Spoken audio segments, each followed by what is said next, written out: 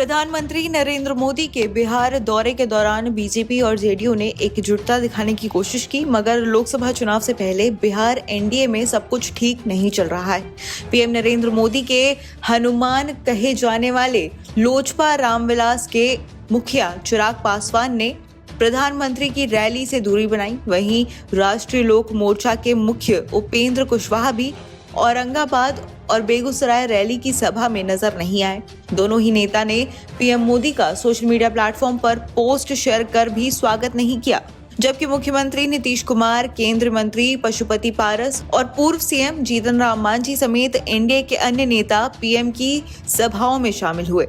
चिराग पासवान और उपेंद्र कुशवाहा के पीएम मोदी की रैली से दूरी बनाए जाना सियासी गलियारों में चर्चा का विषय बना हुआ है। इससे उन अटकलों को हवा मिल गई है जिसमें दावा किया जा रहा है कि लोकसभा चुनाव से पहले बिहार एनडीए में सब कुछ ठीक नहीं चल रहा है। दरअसल एनडीए में बिहार की लोकसभा सीटों के बंटवारे पर पेंच फंसा हुआ है और यही कारण है कि बीजेपी ने शनिवार को देश भर में 195 लोकसभा सीटों पर अपने प्रत्याशी घोषित किए, लेकिन इसमें बिहार की एक भी सीट नहीं थी। चिराग पासवान की हाजीपुर लोकसभा सीट को लेकर अपने चाचा पशुपति पासवान से टकरार चल रही है। बीजेपी इन दोनों के बीच सहमति बनाने में अब तक असफल रही है। दूसरी ओर चिराग पासवान जेडीयू की एनडीए में वापसी से भी ज्यादा खुश नहीं नजर आ रहे हैं। पिछले महीने नीतीश कुमार के शपथ ग्रहण के समय उन्होंने कहा था कि वो उनकी नीतियों का विरोध करते रहेंगे।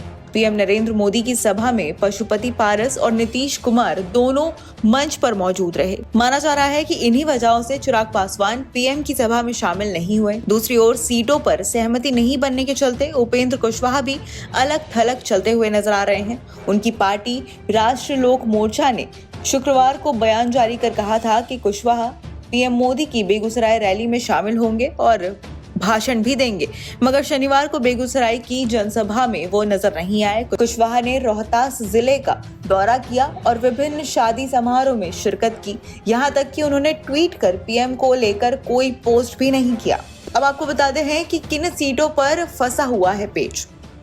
दरअसल बिहार एनडीए में अभी तक सीटों का बंटवारा नहीं हुआ है, मगर बीजेपी के 17 और जेडीयू के 16 सीटों पर चुनाव लड़ने की बात सामने आ रही है। अन्य 7 सीटों पर चारों सहयोगी दलों को एडजस्ट किया जाएगा। जेडीयू अपनी सिटिंग सीटें छोड़ने को तैयार नहीं है। ऐसे में सीट शेयरिंग का मुद्दा पेचीदा बना हुआ है।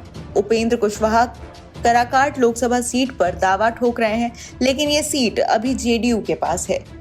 जीतन राम मांझी भी गया लोकसभा सीट चाहते हैं, जहां से जेडीयू के विजय मांझी ने पिछली बार चुनाव भी जीता था। इसके अलावा कुछ अन्य सीटों पर भी पेंच फंसा हुआ है।